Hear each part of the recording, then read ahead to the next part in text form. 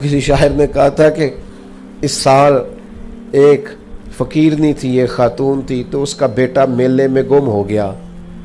वो बेचारा ऐलान करता फिरता था, ढूंढता था, गुम ही हो गया ढूंढते ढूंढते कि मुझे इखलास चाहिए।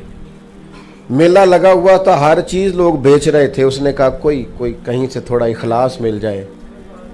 वो कहते हैं वो चीखे मारता था, लेकिन सारी मखलूक इसलिए चुप थी कि इखलास तो नापैद हो गया।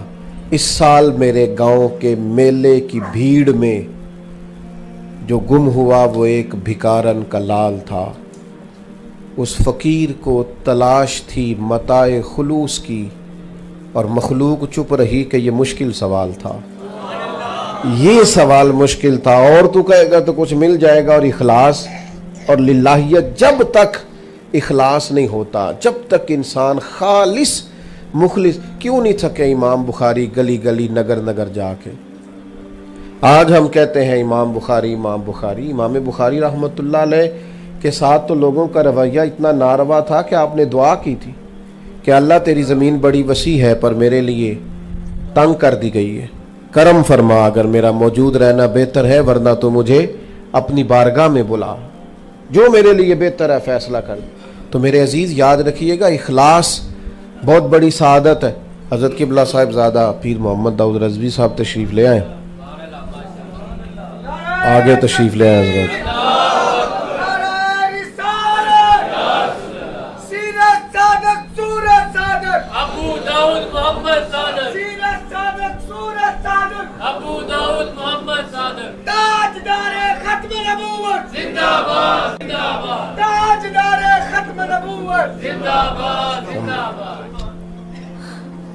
बस मेरी भी गुफ्तगू मुकम्मल हो गई, बात ख़त्म करने लगा हूँ। तशरीफ़ रखें जल्दी से जी, जल्दी से बैठ जाए। अल्लाह आपको जज़ाए खैर।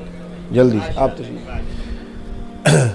इखलास के साथ जो भी अमल किया जाएगा वो इंसान को सुकून देगा। हदीस पाक सुने और मैं अपनी बात को समेटूं। एक गज़वा था, जंग थी। नबी करीम अलैहिस्सलाम के साथ सहाबाए किराम अलैहिम रिदवान की एक बड़ी तादाद आज़म सफ़र थी। तो सहाबा फरमाते हमारे दिलों में एक ख्याल आया कि इस जंग में ना बड़ी जद्दोजहद करनी पड़ी है, बड़ी कोशिश करनी पड़ी है। लगता है अल्लाह की बारगाह से बड़ा अजर दिया जाएगा, नवाजा जाएगा। और फिर एक ख्याल और चुटकियां भरता था दिल में कि हमारे बाज़ दोस्त ऐसे हैं जो आ नहीं सके किसी वजह से, वो तो महरूम रह गए। ये दोनों बातें बार बार, एक तो अजर बड़ा मिलेगा इस जंग में, और एक ये कि कुछ लोग पीछे रह गए। फरमाते एक मकाम पर कुछ सस्ताने के लिए रुके तो अल्लाह के प्यारे हबीब सल्लल्लाहु ताला अलैहि वसल्लम जो दिलों के हाल जानते हैं, करीम फरमाने लगे इस जंग में अल्लाह तुम्हें बड़ा ही अजर अता करेगा, लेकिन फरमाया तुम्हारे कुछ भाई पीछे रह गए हैं, उन्हें मजबूरियों ने नहीं आने दिया। किसी को बीमारी ने आ लिया, किसी को किसी मजबूरी ने। दिल उनका बड़ा तड़पता था कि वो भी शामिल हो। ख्वाहिश उनकी पूरी थी, नियत इरादा उनका मुकम्मल था, आ नहीं सके। फरमाया जितना अजर अल्लाह ताला तुम्हें सफ़र करके यहाँ आने का अता करेगा, उतना उन्हें घर बैठे बैठे अल्लाह अता फरमाएगा। इखलास सादत है, नेमत है। तारीफ और खुशामद का बड़ी जल्दी पता चल जाता है, मुहब्बत का और मुंह रखने का बड़ी जल्दी पता चल जाता है। कौन शख्स किस तरह से आपके साथ पेश आ रहा है, ये तो छोटे बच्चे भी जान लेते हैं। और बाज़ लोग ऐसे होते हैं कि इतनी तसन्नो माज़अल्लाह करते हैं, इतनी करते हैं कि उनकी असल जो ज़ाती शख्सियत होती है वो ही सारी मदम हो जाती है।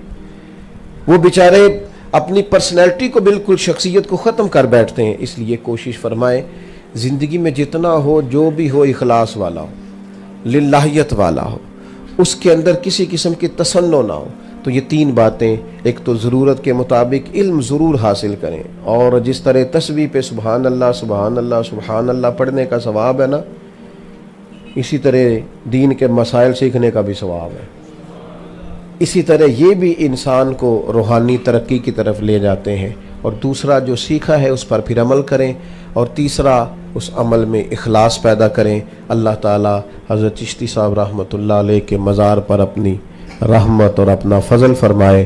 प्रोग्राम चूँकि अपनी तरतीब से जारी रहेगा, मुझे आगे बढ़ना है, लाहौर जाना है मुझे, तो वैसे भी हमें शख्सियात का नहीं, नज़रियात का ही कायल होना चाहिए। बुज़ुर्गों की महफ़िल है, मेरी ख्वाहिश ये है कि आप सब इत्मीनान से बैठें, मोहब्बत से बैठें।